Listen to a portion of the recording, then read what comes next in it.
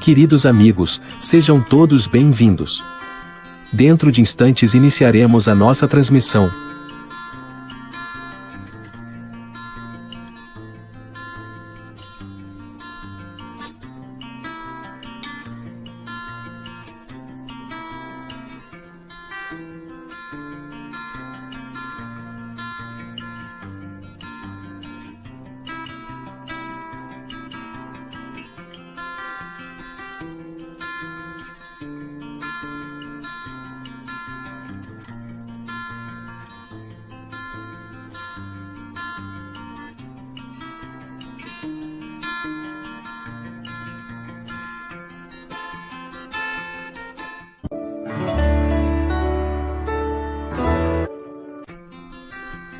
A União das Sociedades Espíritas do Estado de São Paulo, Intermunicipal de Jales, tem o prazer de apresentar Evangelho e Espiritismo.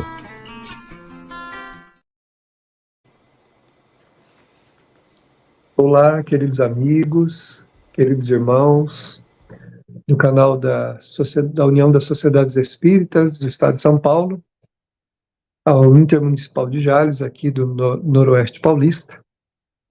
Essa oportunidade que temos às segundas-feiras de participarmos de uma roda de conversa, de estudo do Evangelho segundo o Espiritismo, para que todos tenhamos aí a oportunidade de refletir sobre esta obra tão importante, tão necessária em nossas vidas, especialmente nesses tempos de desafios que toda a humanidade está enfrentando e que tem reflexo em nossas almas, em nossos corações.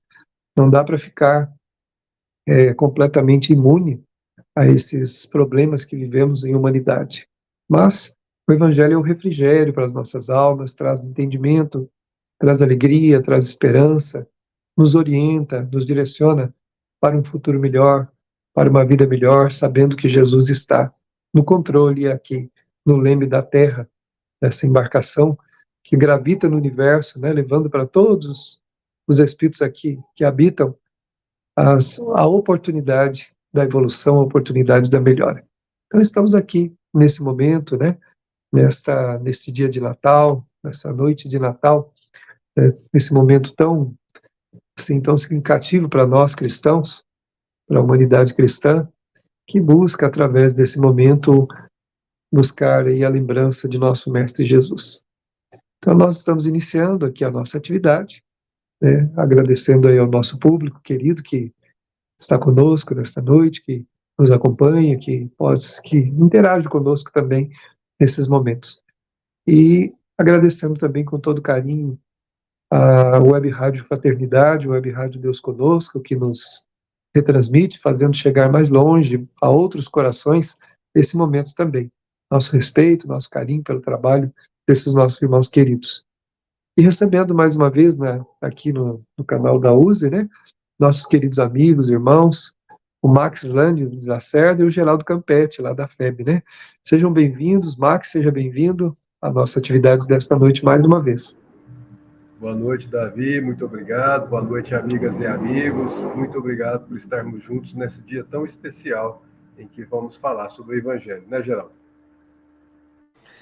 Exatamente. Boa noite, querido amigo e irmão Davi. Boa noite, Max, amigo e irmão querido também. Todos vocês que já estão chegando aí aos pouquinhos, se cumprimentando, no chat, nos comentários.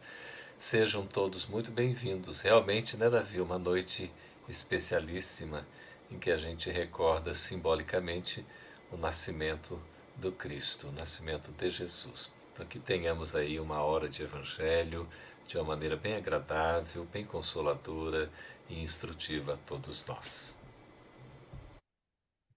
Muito bom, Geraldo. É uma alegria estarmos juntos nesse dia especial, nesse momento. Não podia ser um dia melhor para estarmos aqui com esta atividade, E é um nosso carinho todo aí àqueles que resolveram ficar conosco nesta noite. Então, para nós iniciarmos, nós vamos pedir então ao Max que faça a prece de abertura para nós, que a gente consiga então entrar numa sintonia mais estreita, mais delicada, a fim de que a gente possa entrar numa inspiração boa e receber aí dos amigos queridos que nós precisamos. Então vamos silenciar-nos intimamente e nos colocarmos diante do Senhor da vida para louvá-lo pela vida que Ele nos concedeu. Para agradecê-lo por tudo que tem nos dado, desde a nossa criação até o presente momento. Nada nos tem faltado para o cumprimento dos nossos deveres diante da vida. Obrigado, Senhor, pela bênção da família, pela bênção dos amigos, pela bênção deste planeta, nosso berço evolucionário. Enfim, Senhor, obrigado por todas as bênçãos que temos recebido, muitas delas que nós nem suspeitamos ainda. Mas, sobretudo, Senhor, muito obrigado por ter permitido a vinda de Teu Filho maior, nosso Mestre Senhor Jesus Cristo, que veio sinalizar novos rumos para a humanidade, com o seu modo de viver, com o seu evangelho superior, que nos faz acordar para a essência de que somos feitos. Obrigado, Mestre Jesus, que nesse dia, simbolicamente, comemoramos o teu natalício entre nós aqui na Terra. Sabemos do ingente esforço que foi feito para que descesse de tão alto, em densas condições fluídicas a que habitamos, para nos tornar pessoas melhores, criaturas melhores para te seguir. Por isso, Senhor Jesus, queremos te pedir nessa noite em especial que nós sejamos aqueles que refletemos o teu evangelho em nossas palavras, em nossos sentimentos, e que o teu evangelho possa ser o roteiro de nossas vidas hoje e sempre. Que assim seja. Pois é, que assim seja, né? Que essa prece nos eleve nesse instante tão especial que é esse dia, que é o dia de Natal, né? Sabemos que o Senhor não precisa de nossas homenagens, mas nós necessitamos fazê-las, a fim de não esquecermos de Ti, a fim de que o nosso coração possa, aurindo de vós, a entidade veneranda de amor que Deus designou à humanidade, possamos utilizar essas energias durante todo o ano, a fim de que nos sintamos motivados a prosseguir realizando as tarefas comuns que nos foram oferecidas a nosso próprio benefício. Que a tua bondade, o teu amor, neste dia em que te homenageamos, seja para nós realmente um momento muito especial. Então vamos passar agora a direção da atividade para nosso querido irmão Geraldo Campetti, e ele vai nos conduzir aí nesta noite. Muita satisfação, Davi. Que bom estarmos juntos, né? Neste clima de festividade espiritual. Todos nos recordamos com muito amor da presença de Jesus. Natal significa... Aliás, o que significa o Natal mesmo?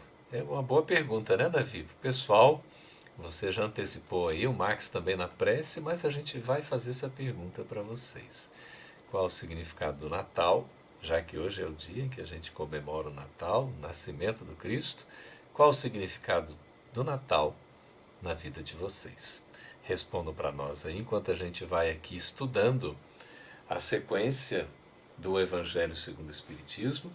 Hoje nós vamos encerrar o capítulo de número 2, Meu Reino Não É Deste Mundo.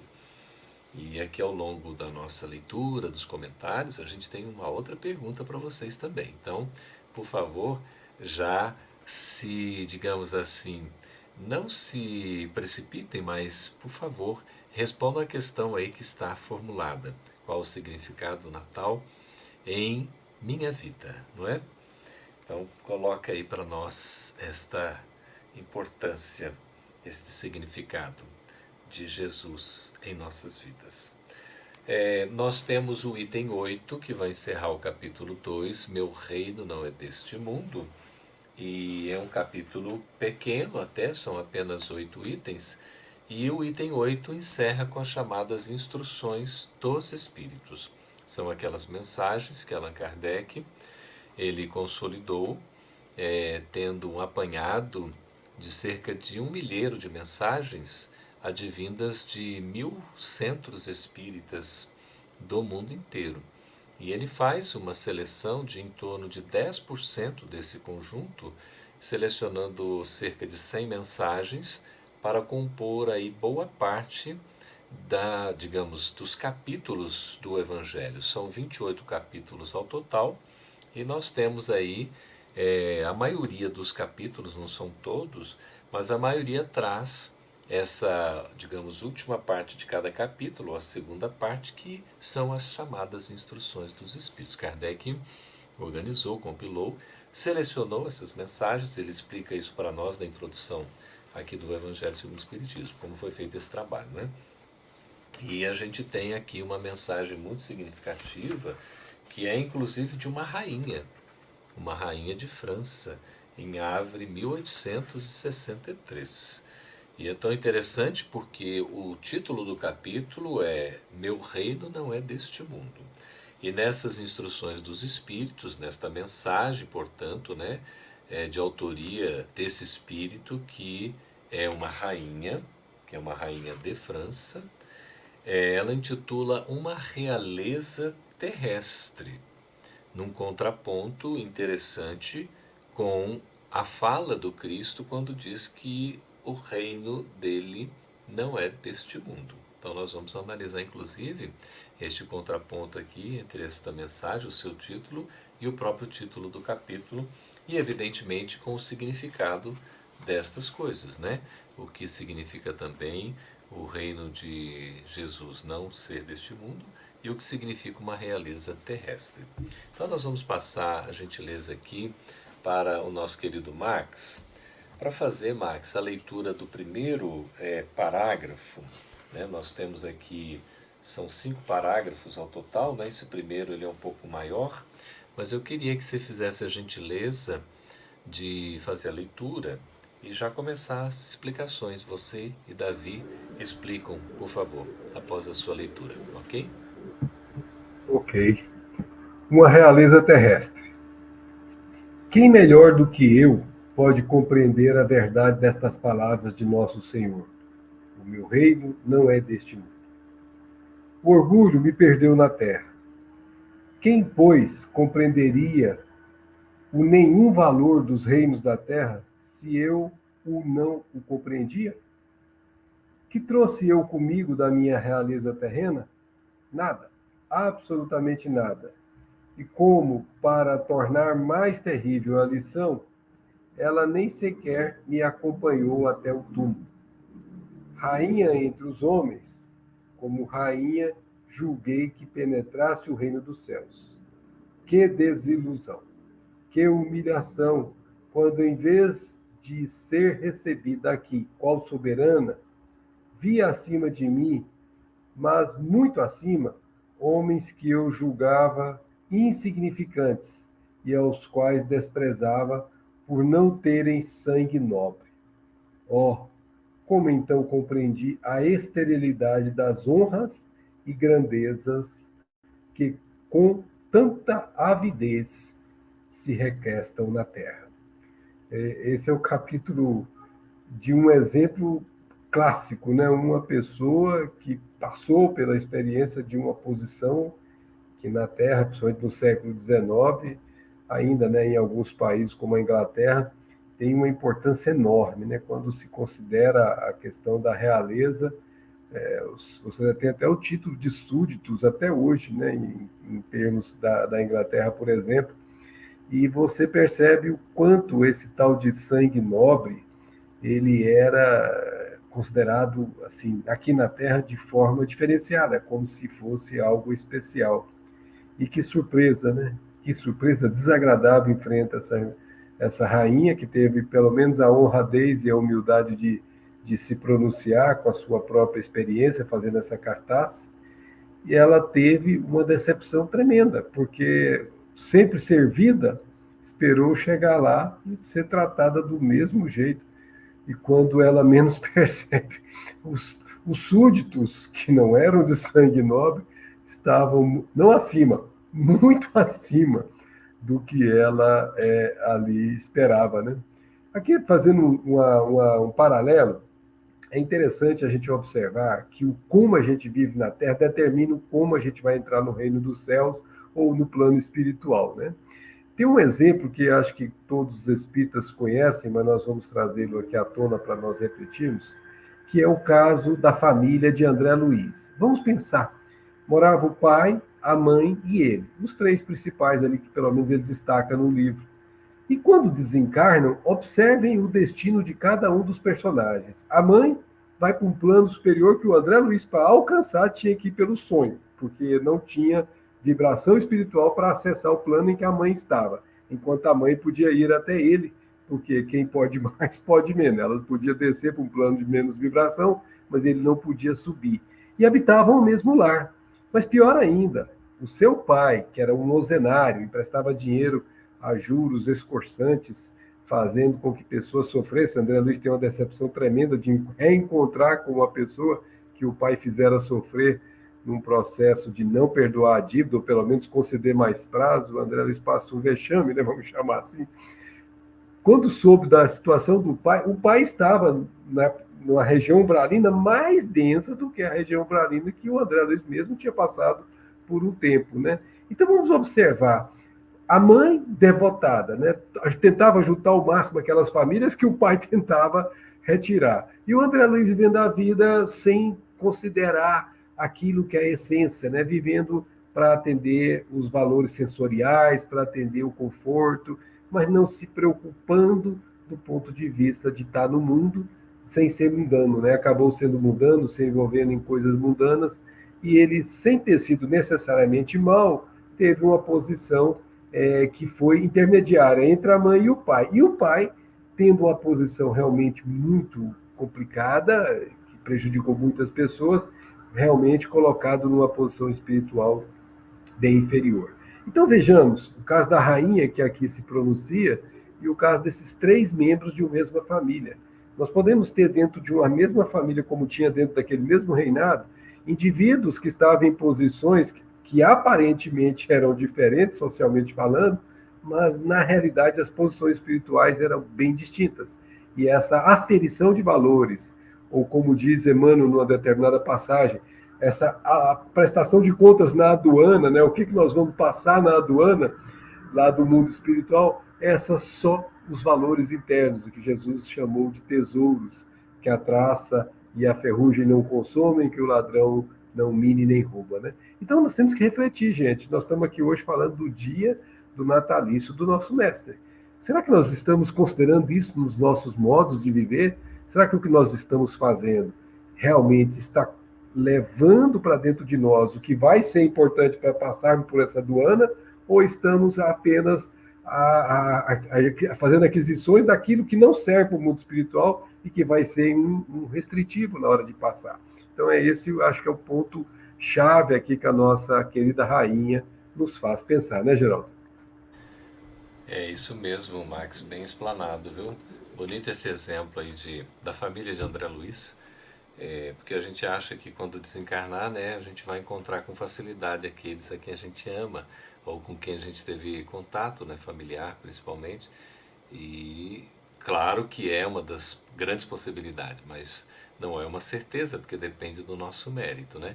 Por isso que a gente tem que buscar essa vivência em harmonia, fazer o melhor ao nosso alcance. Davi, querido, aqui, essa rainha de França, ela fala que o orgulho me perdeu na terra.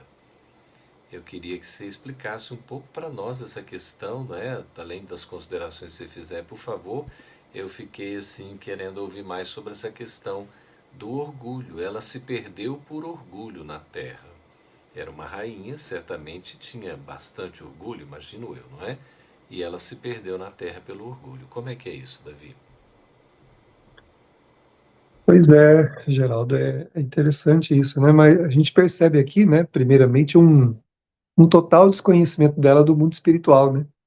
Porque ela disse, rainha, era rainha, imaginava entrar no mundo dos espíritos, né? Seja no reino dos céus. Ela tinha total desconhecimento da vida espiritual, né? Mas isso não acontece somente com quem não tem o conhecimento teórico, né? Pode acontecer também com quem tem e não vive essa experiência, né? Vai encontrar uma realidade jamais imaginada, né? Porque se a gente também tem o conhecimento e não pratica, nós também encontraremos uma realidade que a gente nem imagina que possa encontrar, né? E o orgulho, segundo a doutrina espírita, uma das chagas da humanidade, né? Faz parte da imperfeição, da inferioridade ainda da criatura humana. E o fato realmente de ser alguém que detinha uma posição muito elevada, não quer dizer necessariamente que precisaria haver esse orgulho, né? Porque nós tivemos pessoas que governaram e que eram humildes, mas particularmente esse espírito ele declara que realmente era dominado pelo orgulho. A própria fala dela, né, faz com que ela nos informe que ela era dominada realmente pelo orgulho. Nós temos aí, por exemplo, a Isabel, né, de Aragão, que é a rainha lá das Rosas, né, de Portugal, e ela não era má, ao contrário, né, e nem orgulhosa, porque até ela conseguia escapar do marido, né, para conseguir levar alimentos para os pobres, né? Ela fugia por uma saída lá, né? E até que um dia o marido, resumindo a história aqui, o marido a encontra, né? Desconfia tal. E o que você está levando aí, né? No teu avental, né? E ela fala rosas. E a hora que ela abre o avental, cai rosas em vez das coisas que ela estava levando para os necessitados. Então era um coração bom, embora tivesse a cabeça coroada, embora fosse alguém que detinha um poder maior, né? Então, o sentimento é algo que qualquer um de nós, em qualquer posição que nos encontramos, podemos conquistá-lo. Inclusive, podemos estar na miséria e sermos orgulhosos. Podemos não ter posição praticamente nenhuma e mantermos um orgulho, né, terrível que nos prejudica, nos faz justamente colocar na posição, porque o orgulho, ele geralmente nos leva a um lugar ilusório de superioridade e nos abandona lá, nos deixa sozinhos. E é o que o orgulho fez com ela. Levou ela a uma posição e abandonou ela lá. E ela é obrigada, então, a enxergar a real e verdadeira posição que ela ocupava, né? E que não era nada daquilo que ela imaginava. Esse é o perigo do orgulho. O orgulho é uma anestesia consciencial, né? Na verdade. Joana de Anjos fala que o orgulho é uma anestesia de consciência. Ele nos ilude, fazendo a gente acreditar em coisas que não são reais. E que depois ele nos abandona nessa posição e nós somos obrigados a nos desiludir. Né? Um dia, conversando intimamente com Maria Dolores, numa colocação muito sublime, ela me disse assim: meu filho, a melhor coisa que pode acontecer conosco nesse mundo é a desilusão. Porque a desilusão nos traz para a realidade, ela disse. Então, a melhor coisa, eu disse, mas benfeitora, né? Ela disse, é a desilusão. Que a desilusão é o abandono do orgulho, disse ela. O orgulho te abandona, te larga, então, desiludido, para que você volte à realidade, né? Então, é mais ou menos isso que eu queria comentar aqui desse momento. Olha, queridos, vejam que momento tão especial, né? Essa fala do Davi, tão inspirada, me trouxe esse ensinamento que eu nunca tinha refletido sobre isso, do orgulho nos eleva a uma posição e nos deixa sozinhos lá. Porque geralmente o orgulhoso também ele é egoísta, né?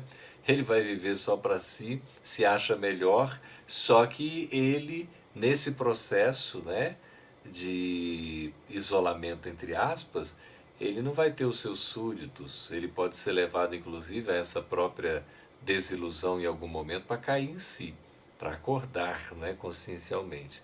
Por isso que a matemática do Evangelho ela é um pouco diferente, né? A gente acha que nós vamos acumulando a riqueza aqui, com os pertences, com os bens materiais e que vamos levar isso lá para o plano espiritual, o que não é verdade. A gente sabe que a verdadeira propriedade não tem nada de material.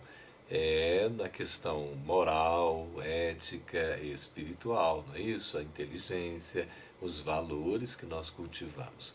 Já a partir desta existência, tudo é muito importante a gente poder cultivar para o nosso próprio bem. E o orgulho nos coloca realmente, como o Davi explicou, numa posição absolutamente ilusória. A gente acha que é o que nós de fato não somos, não é? E a gente se acha no maior direito. Eu estou vendo um seriado, uma série chamada Outlander, né? E tem um momento em que tem uma fala com um indivíduo que é filho de um rei que está uma posição difícil e que ele poderia, talvez, quem sabe, até ocupar o trono da Inglaterra, mas está naquela situação estranha, difícil, conflituosa, e ele se acha investido num poder divino. Isso é que é interessante. Eles próprios se acham que tem um sangue diferente, que tem a vontade de Deus determinando que assim seja, né? O que é, evidentemente, uma ilusão. Então a gente vê quantas coisas a gente precisa, né, aprender. E esse texto ele é uma boa oportunidade para a gente ver o que é real e o que não é real, o que é temporário e o que é perene, não é? O que é imortal e o que é passageiro.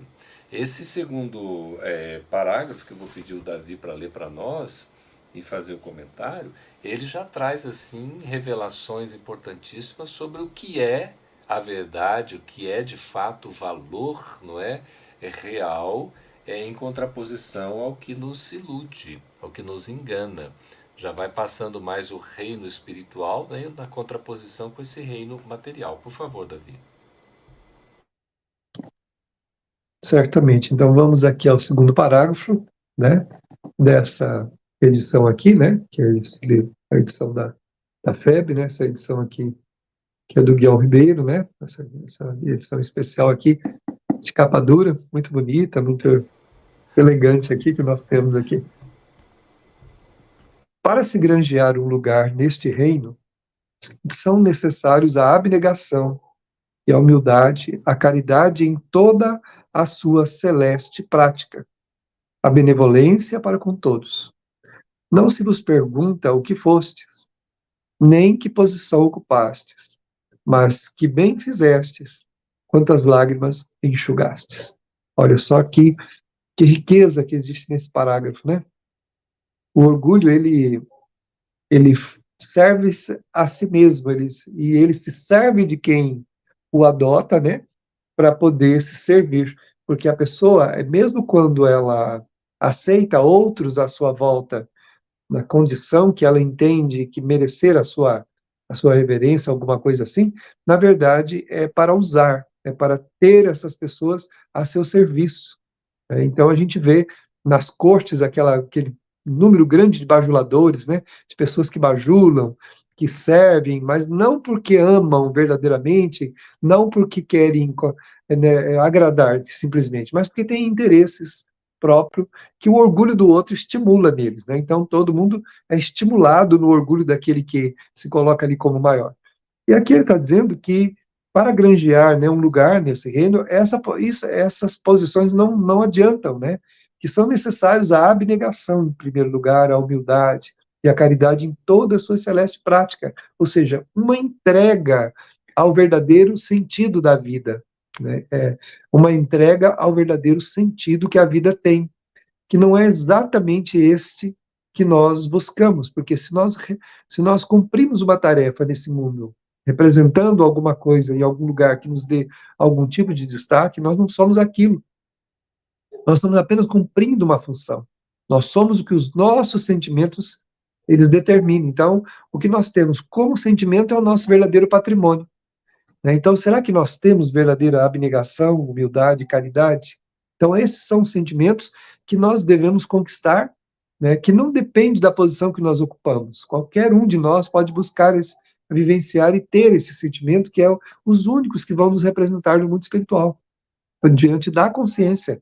E nos representam também nesse mundo, né, diante dos nossos irmãos, a quem nós temos que ser benevolentes, mas é uma benevolência para com todos. O orgulho não, ele é benevolente com aqueles que lhe interessa, com aqueles que podem lhe servir. E quantas vezes a gente não tomar cuidado, a gente faz a mesma coisa. Nós podemos ser benevolentes com aquelas pessoas que nos interessam, aquelas que nós podemos, de alguma maneira, fazer com que atendam os nossos propósitos. Isso pode acontecer em qualquer posição, né? Então, está lá o dirigente de uma atividade, às vezes, no centro, né? Ou numa religião ali, uma outra religião, está lá aquele dirigente, e para ele se manter e se perpetuar ele naquela posição, ele cria um secto, né? E dá a esse secto privilégios, aquela coisa toda, né? Concede uma coisa, concede outra, e aos outros não. Aos outros ele dificulta o acesso. Jesus nunca dificultou o acesso a ele de ninguém que o procurasse. E muitas vezes, representando-o nas atividades que nós desenvolvemos, nós podemos fazer isso. Nós podemos dificultar o acesso aos nossos irmãos, concedendo somente aqueles que nos interessam para massagear o nosso orgulho, a nossa vaidade. Então, a benevolência é para com todos, não apenas para aquele que nos interessa. Então, esses sentimentos nos conduzem realmente a uma vida verdadeira, né? Jesus falou, eu vim para que tenhais vida, mas vida em abundância, não qualquer vida. Então, para ter vida, é necessário que a gente cumpra exatamente com aqueles preceitos que ele nos apresentou, né? Então, essa é a nossa observação, né, para a gente compreender um pouquinho. Ótimo, Davi. A gente vê que o que vale não é necessariamente o que a gente tem, mas o que a gente é. É o que a gente vai levar efetivamente deste mundo. E aqui estão elencadas, né, Max, características, virtudes efetivamente necessárias para a gente, de fato, se reconhecer como aqueles que podemos, com o nosso esforço, não é, com a nossa dedicação, também auxiliar na evolução do nosso semelhante. Quando fecha esse item, não é, essa rainha de França, ela coloca, né, que então a gente não vai perguntar, né, não vão perguntar para nós aí, né, não se vos pergunta o que fostes, né, em que posição ocupastes, mas que bem fizestes, quantas lágrimas enxugastes. Então isso tem a ver com a caridade, não é, Max? Assim, com o bem que a gente faz ao próximo. É isso que vai fazer a diferença, confere? Então, tem uma expressão de Emmanuel, né, que diz em determinado momento que o bem é o nosso advogado em qualquer parte, né? E se nós tivermos realmente, seja como o Davi colocou, que posição que for, é claro que o bem será sempre o nosso cartão de visita quando chegarmos lá, aquele que nos colocará como em condições de recepção, né?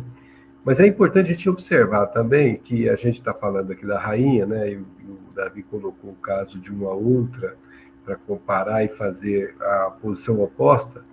Mas nós precisamos tomar muito cuidado, porque essas posições de destaque, elas são verdadeiras indutoras das nossas fragilidades morais, né? O orgulho aí caracterizado muito bem aí nesse parágrafo anterior, ela é uma das nossas dificuldades morais mais proeminentes, mais em evidência, né? Junto com o egoísmo.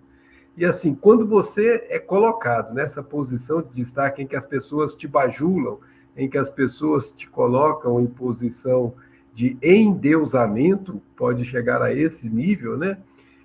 Se a pessoa não tiver muita tranquilidade íntima, muita serenidade, muita certeza íntima de que a vida espiritual é diferente da vida terrena, é muito difícil dela passar na prova. Então, assim, essa nossa querida rainha, ela não é um caso exclusivo, não. Ela é um caso dentre muitos, gente. E não só na posição de rainha. Posições muito menores têm, como ela usou a expressão, tem perdido muitas almas, no sentido de ter perdido a oportunidade. Porque ninguém é colocado numa posição dessa por acaso. Essa posição está aí para que você sirva e não seja servido. Vamos recordar Jesus. Se o Filho do Homem veio para ser servido, veio para servir, quem somos nós para falar em servir, né? Se ele é o filho de Deus maior entre nós, disse-nos claramente que veio para servir e não para ser servido, é a hora que você faz aquilo que parece paradoxal, né, na Terra. Teresa d'Ávila, por exemplo, é outro exemplo clássico, né, que fez coisas que não é característico de posições normais nesse planeta ainda de expiações e provas. Então, ainda na nossa realidade atual, os destaques são aqueles que ainda se perdem, não são os que se marcam como diferenciais porque conseguem vencer essas dificuldades íntimas e superá-las. Então, isso é um alerta para todos nós, como bem colocou Davi, não importa a posição social que você se encontra posto nesta encarnação, importa as suas atitudes íntimas diante da vida e dos seus semelhantes. Se você está se postando como um orgulhoso, achando-se melhor do que o outro, você é tão problemático a sua situação como se era da rainha que chegou lá. Ela teve um impacto maior porque foi realeza, né? Mas você vai ter um impacto tão severo quanto porque você esperará, como bem disse o Davi, que você seja servido lá, que você seja alguém de destaque, quando na verdade você estava naquela famosa ilusão que ele muito bem colocou para nós. E esse processo de desiludir é muito ruim, dói muito quando você chega do lado de lá e acontece isso. Então, por que não conhecer as verdades enquanto está aqui e acordar enquanto há tempo, enquanto está a caminho, né? Eu lembro de André Luiz fazendo a cartaz da própria vida dele no primeiro capítulo, um capítulo marcante do livro Nosso Lar, que ele diz assim, em determinado momento: buscai a verdade antes que a verdade vos surpreenda. Quer dizer, a gente precisa estar atento a isso. Nós estamos falando da verdade hoje. Eu sou o caminho, a verdade e a vida. Ninguém vai ao Pai senão através de mim. Ou seja, o reino de Deus não é deste mundo, porque ele fez exatamente isso e nos ensinou como fazer. Agora, fazer, gente, é de nossa responsabilidade. Então, não rainha ou mendigo orgulhoso, não importa a posição, importa a atitude íntima. É isso. Muito bem. Olha, vamos trazer aqui, Max e Davi, com o nosso wiki aí já a participação, não é? Dos nossos queridos amigos e irmãos estão conosco para essa questão do que significa o Natal, né? Na vida de cada um. A nossa querida Célia já diz aí, olha, para mim, Natal significa a renovação da esperança de um mundo melhor. Que coisa bonita, né? Renovação, não é? Para um mundo melhor. Da esperança. A gente tem que esperançar mesmo, mas é do verbo esperançar, que é da gente agir, de fazer a nossa parte. Um mundo melhor que é o mundo de regeneração. Para isso a gente tem que ser manso, tem que ser pacífico, né? Tem que ter fé, tem que ter perseverança. São características que a gente vai adquirindo, como está aqui, né? Fala da abnegação, né? Fala da caridade, da benevolência, enfim, muito importante. Davi, a Marcela Esteves conosco aí também. Natal é uma oportunidade, entre muitas outras, de relembrar a presença de Jesus conosco, seu testemunho de amor, compaixão e humildade, o convite para nos transformarmos a partir de seus ensinamentos. Perfeito, encadeamento de ideias perfeito, de gratidão por tudo recebido. Muito bom, Marcelo, é isso mesmo. Isso mesmo. Ó, Max, o Paulo Pires aí, que é de Votuporanga, está conosco, esperantista, minha cara frata amigo Paulo. Vamos lá. Natal para mim alude ao porto seguro chamado Jesus, existente no atual trecho da minha jornada espiritual. Então ele está colocando aqui um caso pessoal dele, né? E a expressão porto seguro não poderia ser mais bem colocada, né? Porque nenhum que se apegue a Jesus titubeia, porque sabe que ele está no leme, que ele governa, e que se a gente fizer como ele nos suscitou fazer, nós não teremos com que nos preocupar, né? Estaremos realmente navegando em águas que são águas normais, e não águas turbulentas que a gente às vezes se envereda por escolha própria. Isso mesmo. A Dedanina falando que Natal é um dia de reflexão, não é, sobre a estada de Jesus entre nós. É realmente, né, a simbologia do nascimento aí do Cristo, que significa isso, né, essa presença de Jesus, não é? Ele está conosco no dia a dia, né, nós lembrarmos dos seus ensinos, nos esforçarmos por vivenciar, não é? Essas virtudes que a gente precisa desenvolver ainda. A Wélida também, Davi, está conosco. Natal é o amor fraterno, dedicação, auxílio e tolerância para com o próximo. Com as condutas assertivas, vamos fazendo nossa reforma íntima, tentando colocar em prática o que Jesus nos ensinou. Sem dúvida, Jesus nos conduz a uma série de exercícios de sentimentos, né? Verdade. E é bom a gente elencar quais são esses sentimentos, né? Ficar imaginando aí qual o maior desafio que eu tenho. Depois é a pergunta que a gente vai fazer, chegar lá. Olha a Rose aí conosco também, Max. Natal é para mim reflexão. Jesus nasceu dentro de mim?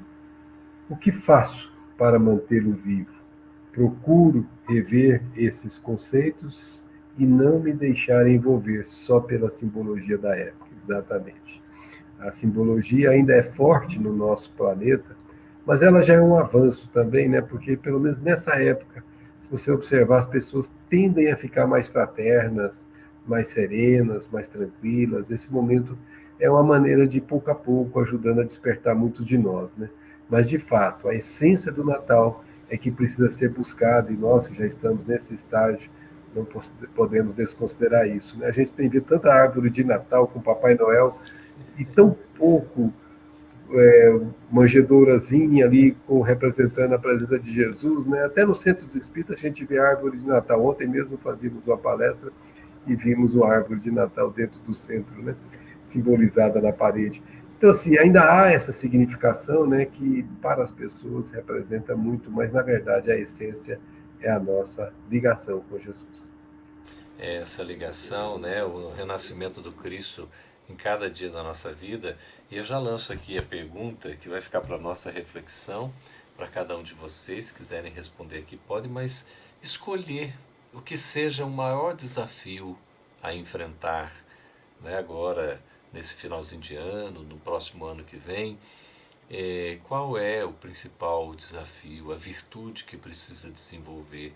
Porque a gente fala de ter a presença de Jesus no nosso coração, mas isso significa o que exatamente?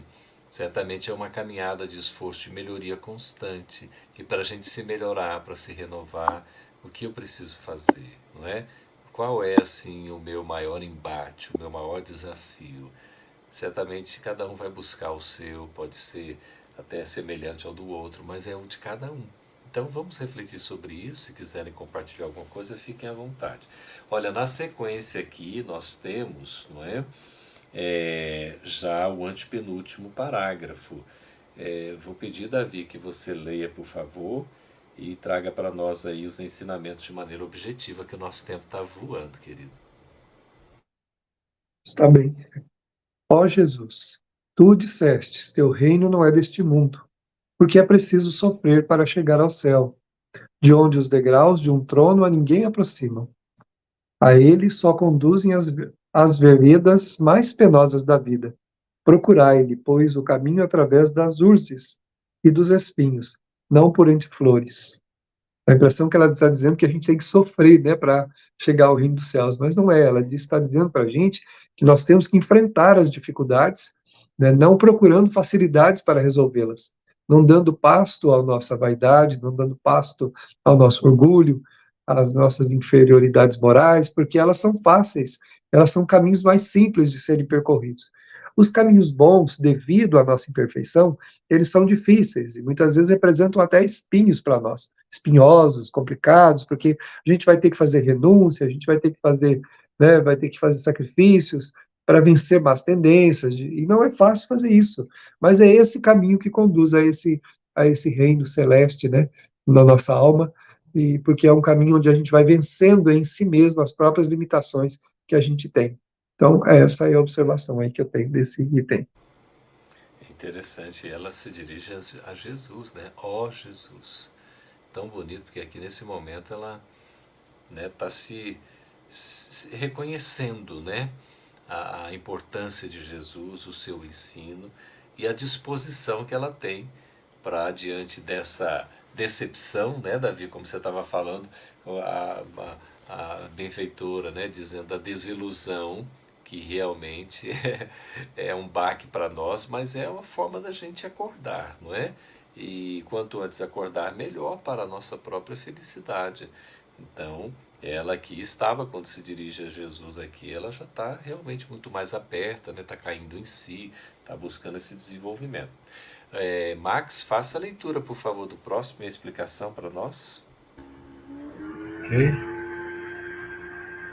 Correm os homens por alcançar os bens terrestres, como se os houvessem de guardar para sempre.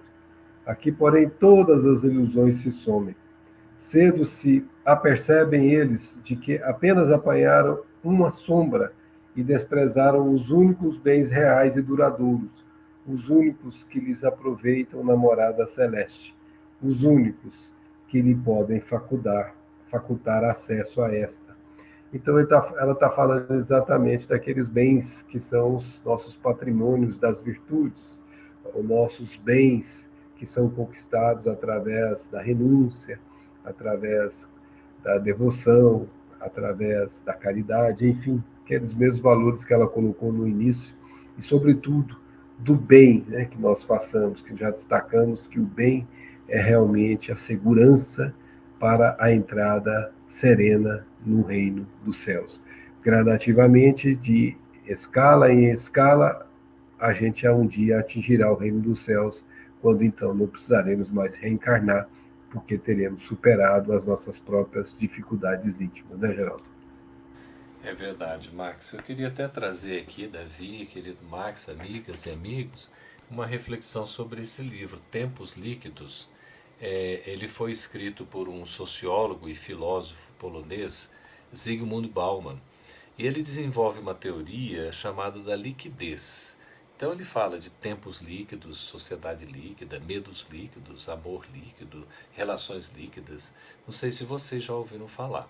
E uma característica que marca, assim, esse tempo de liquidez, a sociedade que a gente vive, que é uma sociedade materialista, hedonista, consumista, é a velocidade, né? Tudo acontece muito rápido e também tudo passa. Então é a transitoriedade e a celeridade. E ele fala da liquidez porque o líquido é aquilo que a gente não consegue, por exemplo, segurar nas nossas próprias mãos, fazer a gestão, porque tudo vai assim se esvaindo e a gente vai invertendo os valores. A gente não se afilia ao verdadeiro valor que é sólido. Então o contrapeso aqui, né, o contraponto com a liquidez. Líquido acaba passando e tudo sólido permaneceria nessa contraposição. Então o valor real verdadeiro é o que permanece, é aquele permanente. Já a gente tem aqui esses valores líquidos, digamos assim, eles todos são passageiros, transitórios. É bem a comparação que a gente poderia fazer, porque Emmanuel vem falando para nós isso lá desde a década de 30, quando, né, começou a fazer os primeiros escritos pela psicografia do Chico. Então a gente tem o que é real, o que é verdadeiro. Esse meu reino não é deste mundo, de fato o reino do Cristo não é deste mundo, porque aqui é um mundo material, temporário, e ainda muito apegado, né, às inferioridades, né, às questões mesmo assim, não é, de busca do poder, não é, de uma influência que não seja tão, digamos, aquela que vai ver a necessidade do outro, mas ainda muito fundamentada no egoísmo, no orgulho, na vaidade, não é? Também, não é? Quando a pessoa se olha no espelho, como é que é mesmo aquela expressão? Quando a pessoa né? Ela fica assim se olhando, né? Fica se admirando, narcisista, né? Narcisista. É isso. Obrigado, queridos. Então, há muito narcisismo ainda, porque a gente fica muito na ilusão do orgulho, né, da aparência, da máscara, né, do ego, e não adentra na profundidade do eu, né, do self, do espírito, efetivamente, da individualidade que somos nós. Então, essa dicotomia ela é muito clara no mundo que nós estamos vivendo, né? Então, Davi, vamos fazer a leitura final desse parágrafo, trazer algumas participações dos amigos aí que estão respondendo, né? E desse maior desafio. E eu achei interessante, Davi, queria que você comentasse, porque ela recorre a Jesus lá para falar do reino de Deus e falar dessa necessidade, né, da gente ter o que é verdadeiro em contraponto com o que é falso ou o que não é real. E depois, né, vai dizer aqui para nós dessa necessidade nós adquirimos os bens que são duradouros, que são as virtudes, e ao final ela faz uma evocação, né, de compaixão, né, Davi?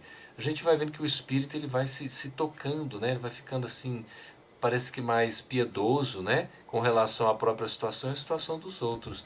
Aí eu queria que você comentasse para nós, por favor, esse fecho. Certamente. Vamos aqui então. Compadecei-vos dos que não ganharam o reino dos céus. Ajudai-os com as vossas preces. Porquanto a prece aproxima do Altíssimo o homem. É o traço de união entre o céu e a terra. Não o esqueçais. Uma rainha de França, Havre, 1863, né? Ela aconteceu com ela aquilo que nós chamamos vulgarmente, né, de cair em si. Ou seja, ela caiu realmente em si. Ela teve a percepção real da sua realidade, ela teve a percepção da realidade, da sua condição, né? Ela conseguiu, através do choque que ela teve do outro lado, verificar realmente o que era a realidade e o que era a fantasia que ela viveu, na verdade. E aí ela realmente, como disse o Campetti, ela é tomada de um sentimento de necessidade, né? Que ela coloca, então, a necessidade do quê? Da prece, né? Quando a gente ora, por isso que muita gente diz assim, não adianta orar por quem morreu, né? Partiu, desencarnou, porque tudo que tinha que acontecer já aconteceu em vida e pronto, né? Claro que a prece não vai mudar o destino de ninguém, não vai alterar o plano e nem nada do que a pessoa fez, mas vai dar ao espírito essa condição que ela teve aqui de despertar, de pensar em Deus, de buscar na realidade íntima uma ligação com Deus, a fim de sentir um refrigério, né? E também, nessa aproximação que a prece faz do homem com Deus, o espírito então sentir-se amparado, acolhido, para ele poder recomeçar, né? É através da prece que o espírito recebe forças para recomeçar. É isso mesmo, que bom, né? A prece abre caminhos, né? Para a gente, além de ter uma proteção, nós também nos conectarmos com a espiritualidade amiga. Olha, vamos trazer rapidamente, Ike, aqui a resposta de alguns dos nossos amigos e irmãos sobre o maior desafio, né, que teria aí para o enfrentamento. Max, a Marcela Esteves aí já participando. Então, acho que se trata sempre de reconhecer as nossas más tendências e as virtudes que nos faltam. Identificar as nossas necessidades evolutivas é o primeiro passo para trabalharmos em nossa transformação. Exatamente o que Kardec disse, com o que ela falou com outras palavras. Reconhece o verdadeiro espírita pela sua transformação moral, que é olhar para dentro de si, e pelo esforço que faz para domar as más tendências, que é exatamente o esforço que só compete a cada um de nós individualmente, né? Cada um tem que saber onde é que aperta o sapato, né? E saber ali trabalhar aquele ponto para poder aliviar aquele apertão, né? Calcanhar de Aquiles, né? Olha, a Mairmeira fala para nós aí, para mim o maior desafio é a paciência. Parece que estou indo, né, bem, mas dou cada escorregada. Veja que interessante, essa questão da paciência é um desafio grande mesmo, né? E o Ivan Almeida aí, Davi, olha, Autoconhecimento. Pois é, o objetivo de todos nós, né? Sem se autoconhecer, a gente não tem condição de fazer nada, né? querido Ivan aí conosco, né? Realmente, essa é a chave. O Paulo Pires também está conosco aí falando, Max.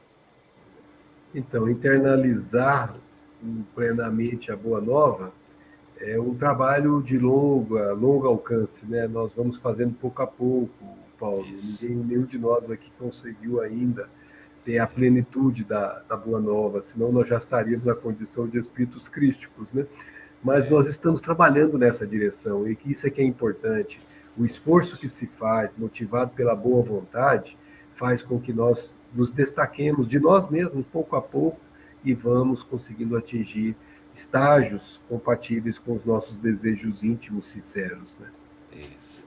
E a Célia coloca aí, olha, evangelizar o meu coração. Oh, desafio grande. Vamos evangelizar. Davi, querido, permita-me. Nós estamos chegando aqui ao encerramento. Eu queria pedir a gentileza do Max fazer as suas palavras finais, eu fazer as minhas e cantar uma música, se você permitir, porque a prece final vai ser sua. Tá bom, querido? Tá? Por gentileza. Então, ok, Então, as palavras finais, Geraldo, como você sugeriu, lembrar, né? Se Jesus nasceu, se ele realmente está nascendo dentro da gente, né? Se ele realmente está começando a ser parte íntima do nosso viver, e que ele não só nasça dentro de nós, mas que ele cresça com os nossos esforços para alcançá-lo. Muita paz a todas, muita paz a todos e Feliz Natal. Feliz Natal a todos nós. Obrigado, Max. Olha, um momento tão bonito de festividade espiritual. Esse evangelho especial nesse dia, né, que a gente se sente tão envolvido, muitos esclarecimentos e muito consolo. E eu estou certo de que não estamos sós aqui, a espiritualidade está conosco. Então, Davi vai acerenando o seu coração, vai se conectando, porque a nossa irmã está conosco, não é? E eu vou cantar uma música aqui que vai trazer, assim, uma... Eu estava com saudade dela e espero que vocês gostem. E na sequência, o nosso amigo Davi já faz a prece.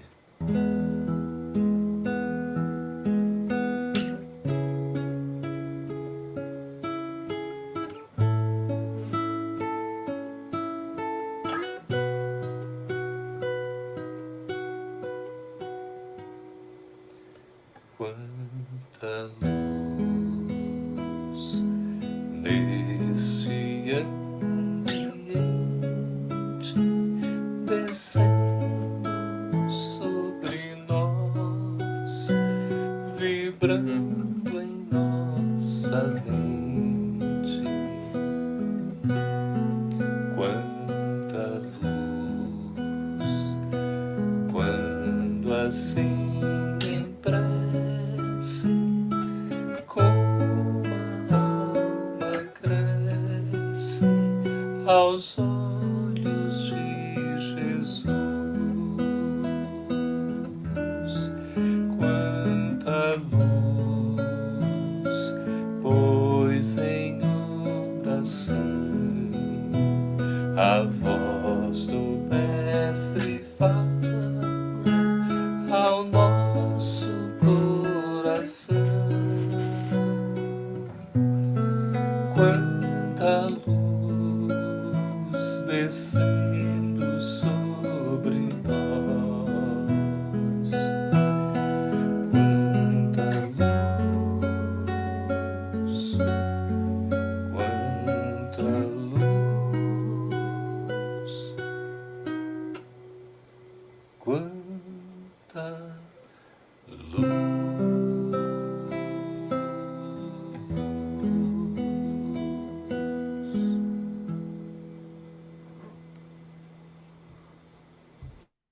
Vamos orar.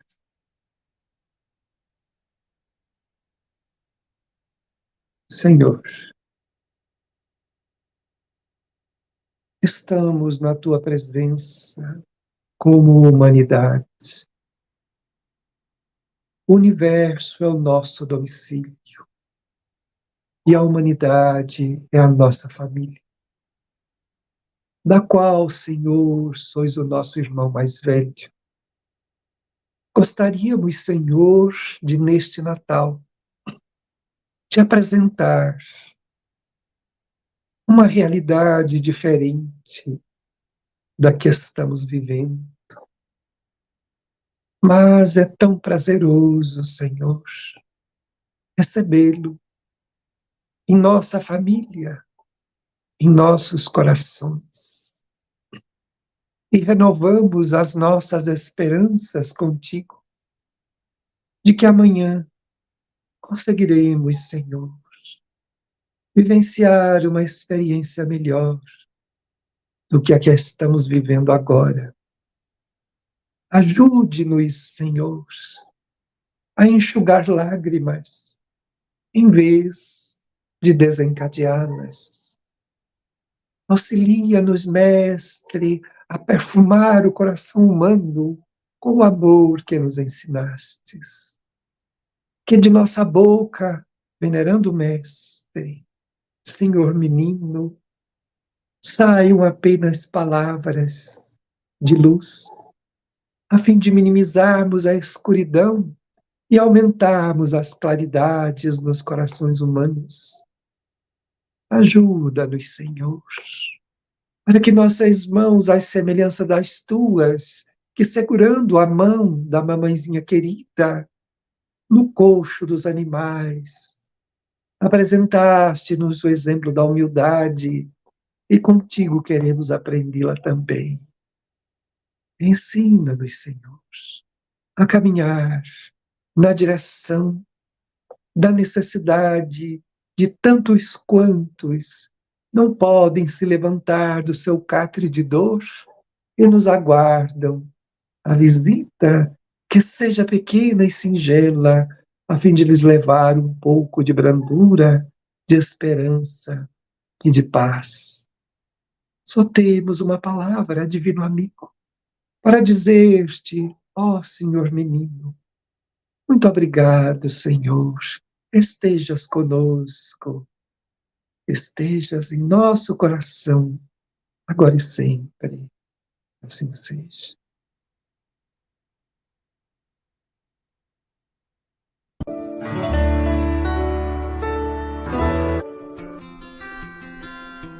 A União das Sociedades Espíritas do Estado de São Paulo, Intermunicipal de Jales, apresentou Evangelho e Espiritismo. Próxima semana estaremos de volta.